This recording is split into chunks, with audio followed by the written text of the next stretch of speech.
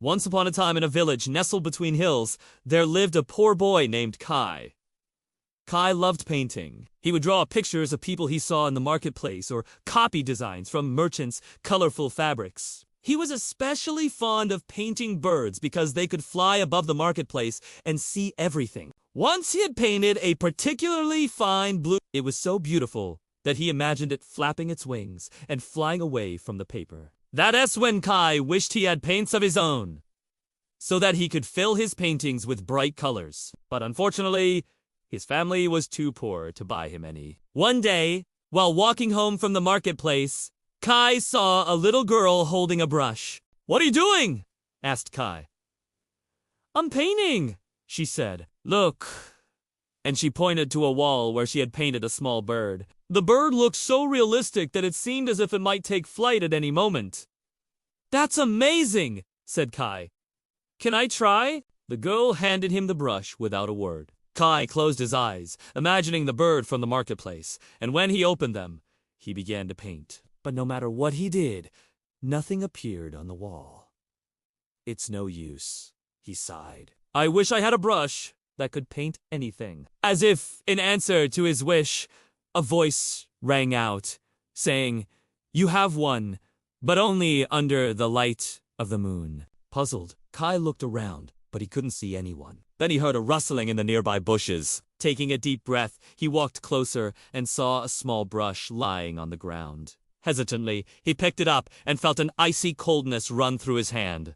Then he remembered the voice and hurried home. When he got there, he snuck out his paints and some paper and went to the courtyard. The moon was just rising over the rooftops, bathing the world in silvery light. Taking a deep breath, Kai dipped the brush into the blackest paint he had and made a single stroke across the paper. And in that instant, the paint turned to shadow and took shape, becoming a tiny bird. Startled, Kai stared at his creation. It hopped on the paper, ruffled its feathers, and flew away. And as it passed through the wall, it disappeared. Shaking his head in disbelief, Kai tried again and painted a lantern. Instantly, it sprouted flickering flames and flew out the window. But these magical creatures didn't stay out long. Soon, they were all back inside, drawn to the moonlight. When morning came and the sun chased away the darkness, the creatures froze. One by one, they hardened into mere shadows, shriveled and lifeless. Kai felt sorry for them. He didn't know what to do until he had an idea.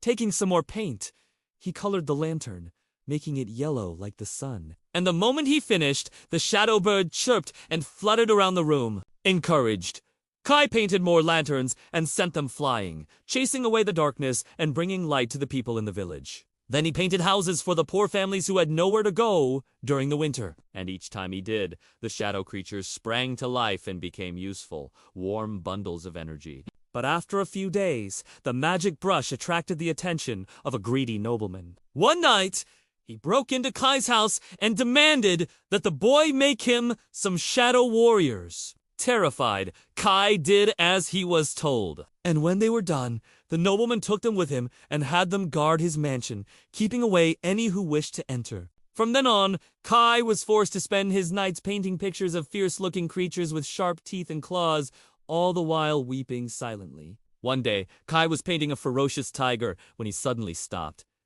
"Why am I doing this?" he thought. "My purpose was to help people, not hurt them." Suddenly, he had an idea. All his life, Kai had hated one thing, and that was the sun. It meant he could never play outside during the day, and it also ruined all his paintings. But now he understood the sun's power. It could destroy the shadows. That night, Kai painted a huge, many-faced sun. Then, as the moon climbed high into the sky, he hung his painting out the window. It looked as if the sun was rising in the east and climbing higher and higher. Just as the first rays of light touched the walls, the shadow creatures froze and crumbled away. Seeing his chance, Kai quickly added details to his picture.